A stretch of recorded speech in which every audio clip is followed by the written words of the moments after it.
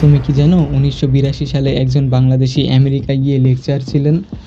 Pharmaceutical কোম্পানিতে chemist হিসেবে কাজ করতেন, আর তার কাছে আমেরিকান সিটিজেনশিপও ছিল।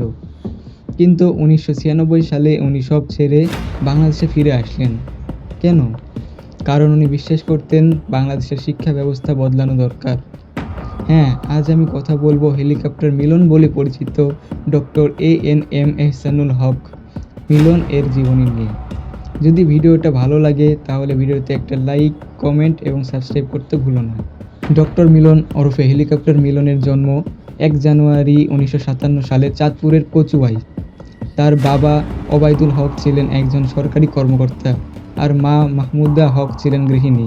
শিক্ষাজীবন শুরু হয় শেরে বাংলা নগর সরকারি বালক উচ্চ বিদ্যালয় থেকে। তারপর এইচএসসি পাশ করেন সরকারি বিজ্ঞান কলেজ থেকে, যার আগের নাম ছিল সরকারি ইন্টারমিডিয়েট টেকনিক্যাল কলেজ। ঢাকা বিশ্ববিদ্যালয় থেকে রসায়নে স্নাতক করেন। এখানেই তার একাডেমিক ভিত্তি মজবুত হয়। কিন্তু মিলন এখানে থেমে থাকেননি।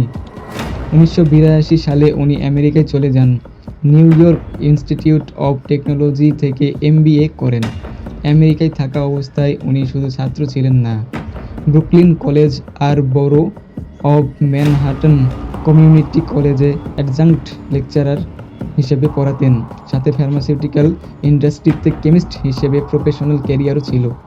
২০১৮ সালে উনি আবার পড়াশোনা শুরু করেন ইন্টারন্যাশনাল ইসলামিক ইউনিভার্সিটি মালয়েশিয়া থেকে।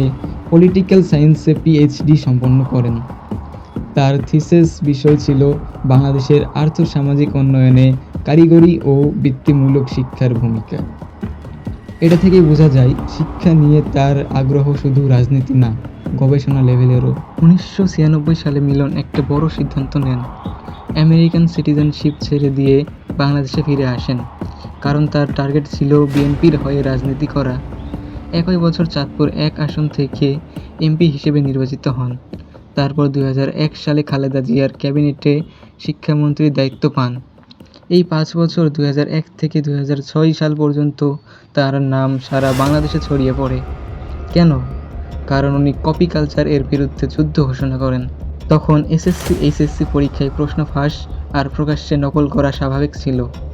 মিলনের সমাধান ছিল ইউনিক। উনি নিজের পকেটের টাকা দিয়ে হেলিকপ্টার ভাড়া করতেন। পরীক্ষার সময় হঠাৎ করে পরীক্ষার কেন্দ্রের উপর হেলিকপ্টার থেকে নামেন। হলে ঢুকে নকলের কাগজ ধরতে শুরু করেন। তাই মানুষ তার নাম দেয় হেলিকপ্টার মিলন আর নকলের জম। তার এই কঠোর নীতির ফলে কয়েক বছরের মধ্যে প্রশ্ন পাস কমতে থাকে। ২০০৬ এর পর উনি MP থাকেননি, কিন্তু তার ইমেজ ক্লিন ইমেজ লিডার হিসেবে থেকে যায়।